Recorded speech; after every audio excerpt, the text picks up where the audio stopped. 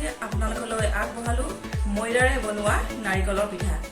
মোৰ এই ভিডিঅ'টো আপোনালোকৰ কেনেকুৱা লাগে লাইক কমেন্ট কৰি জনাব আৰু মোৰ ভিডিঅ'টো ভাল লাগিলে মোৰ চেনেলটো সাবস্ক্ৰাইব কৰিবলৈ নাপাহৰিব। ধন্যবাদ।